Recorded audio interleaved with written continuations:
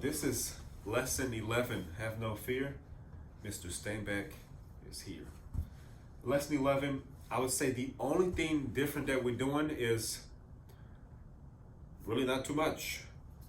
Normally, when we started these truth tables from lesson 10, we would put something like this: invalid.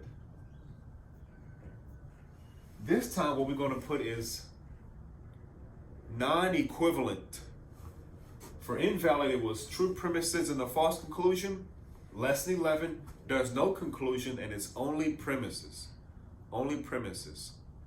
And in order to make premises non-equivalent or non-equivalent, is one premise is true while the other premise is false. So when you start these, the first thing I would do is I would just put non-equivalent. So you know what you're doing, and you're not using the wrong terminology, and you're not getting confused. And so the same thing I would do: make one premise true, make the other one false. It doesn't matter the order. I just sometimes like to start with true and then false.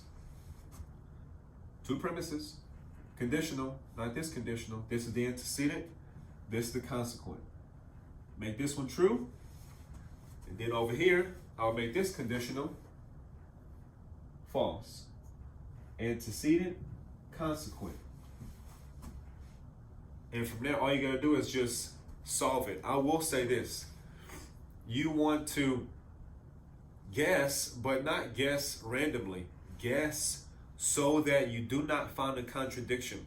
Because if you find a contradiction, I'll explain it a little bit more, but if you find a contradiction, you are going to have to essentially start over. You will swap out these, you will put a false here, and then a true here, and then try to solve it.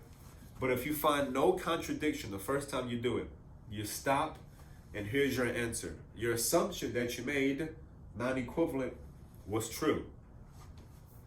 So with that said, don't guess randomly. Stop doing that, whoever you are. If you're doing that, make sure that you guess so that you find no contradiction.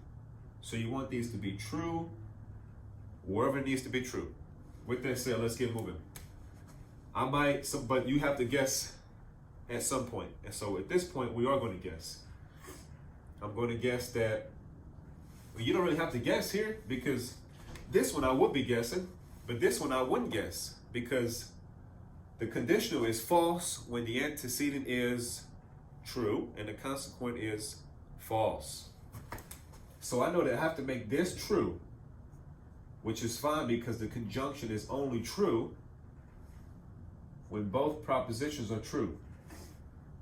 So I got that down, and I also know what S and E is. S is true, E is true. Actually, I forgot this step. Rookie teacher, eh? You know what I mean, right? It's a little weird. S is T, E is T. So I'm just going to finish this off.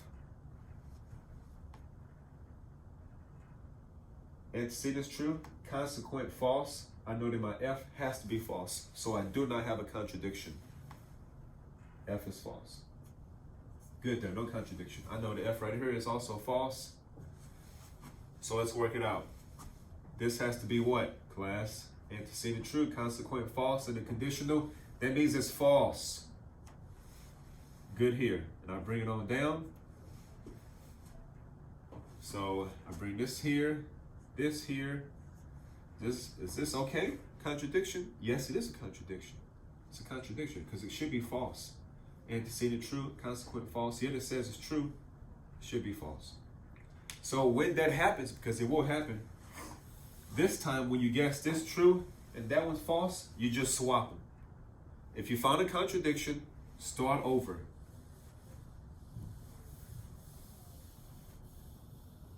Start over. So this time I swap it. False. This one, get rid of that little hump. And this one I'll make true. Work at it again. This is helpful.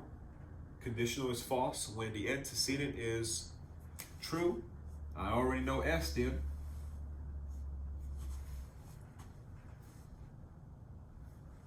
You might can work there if you want. I'm gonna just stick with right here. It would be better to work here because you know a conjunction is true when both of them are true. So I'm just going to fill this out for you. EST, EST. It actually comes out as true. Let's finish here though. If this is true, so I want to make this false because my antecedent is true. It says it's false. My consequent has to be false. So in order to make this false, this has to be what? It has to be true. If it was false, wait a second, sorry. Take that back. This has to be false. This has to be false. Because my antecedent is true. This says it's false. So my consequent has to be false. And this is good. I just go ahead and bring it on down. Antecedent true, consequent false, conditional says it's false. No contradiction. Basic. You should know this. I come over here. F was false over here. So we're going to fill S in. Antecedent true, consequent false, yet it says it's true. I found a contradiction. There's no way around it. Once you do find a contradiction, your guess is wrong, is actually equivalent. That's what you need to be doing for your homework and quizzes. That's what you need to be putting down. Okay, let's do another one. We'll do one more, excuse me. Okay, we got some time. We'll do one more from the book and then one from the exercise. Get rid of this. Oh no, that's unprofessional. Get out of here. All right, don't tell nobody to do that. Moving on, this is right from the book. So we'll do, oh boy, we'll do L. It's a big L. O. It's a big O. Negation L and O. Come on, come here. What's the first thing I do, class? The first thing you should be doing is put non-equivalent or not equivalent. Let's put non-equivalent. We're not putting invalid, we're putting not equivalent. Two premises. Sorry they're a little bit bunched together. I could help you out a little bit more. What was that? Negation though. Two of them. I'm going to label one premise true and the other one false. Don't put it under the negation. This is the conjunction. We put it under there. And then I get to work. Okay. In order for my conjunction to be false, I have a couple different scenarios because when it's true, it's TT. So I can kind of guess. So I might make this true, but it's actually false. L is true, but negation L is false. So I'm going to actually, L is true right there. L is true is right here as well. But just so you don't get confused, I'm gonna go ahead and erase that real quick. Kind of the same thing right here.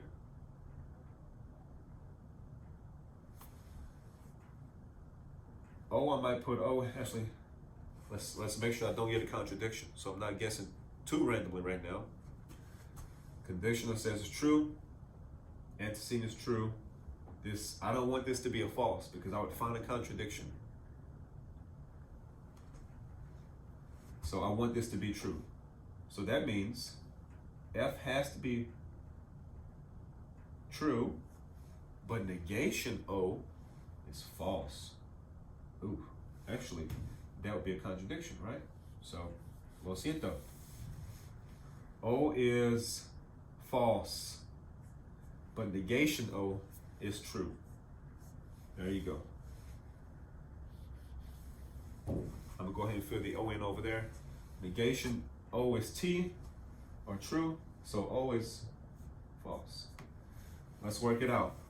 Contradiction here. Take a second. No, it's not a contradiction. Contradiction here. No, it's not a contradiction. Conjunction is false when it is not true. So you have 3 different ways you can implement that, but no contradiction. The first time you see no contradiction, you can stop. And your guess, not equivalent, is what it is, not equivalent. Let's do one from your exercises. Let's do number 4, because number 4, it tripped me up earlier, and I don't want it to trip you up. It shouldn't, but I just made a rookie mistake. Number 4 from exercise 11. P, how much time I got for these scoundrels come? P again, or P dot, that's a card, a line card. All right, put the line under there. First thing I do, class, Mr. Steinbeck, you always say the same thing? Yes, I do. Not equivalent. I'm trying to help train you to not make those mistakes. When I'm working non-equivalent, one premise is true, the other one is false. First premise, I'm going to put true. Second premise, I'm going to put false. I already know what P is. P is T. P is T right here as well. Okay.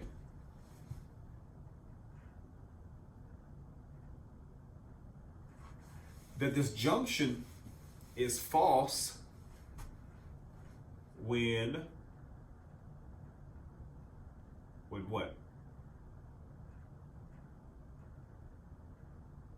The conjunction, the disjunction is false when it's not, when no truths are in the propositions.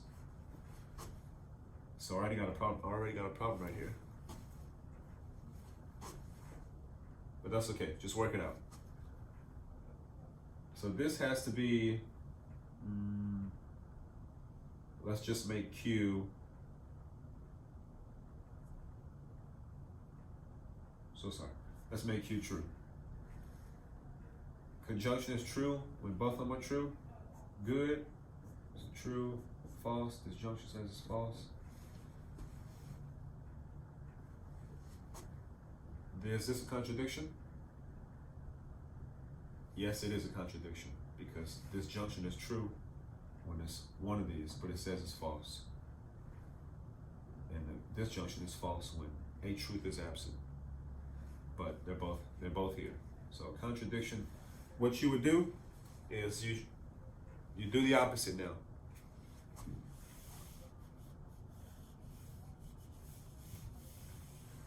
First I started true, then I started false. Just flip them now.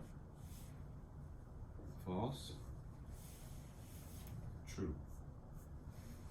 I know my PSF.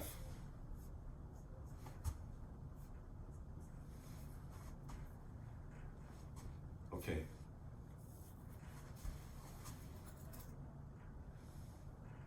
This disjunction says it's true. Disjunction is true when there's at least one true in there. One is already false, so whatever this is, I have to make it true.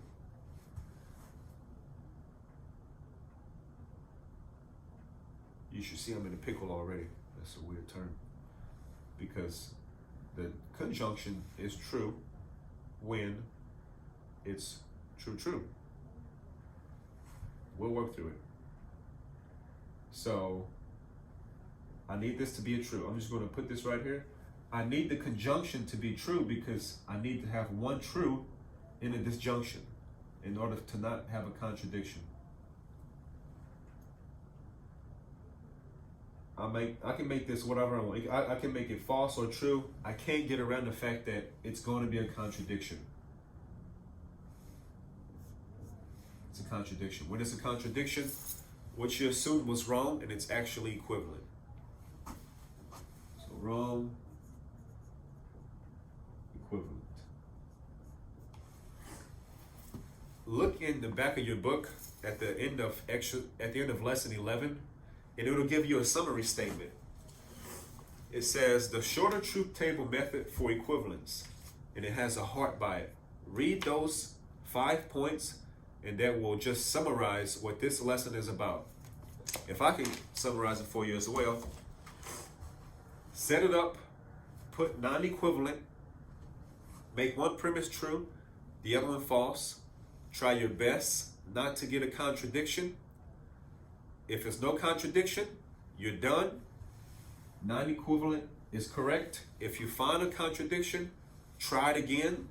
Swap out the true and false values for those premises. Switch them. If you find a contradiction, it's actually equivalent. It's actually equivalent. If you find no contradiction, then it's not equivalent with the one that you just picked. I hope that helps. May the Lord bless you in exercise 11.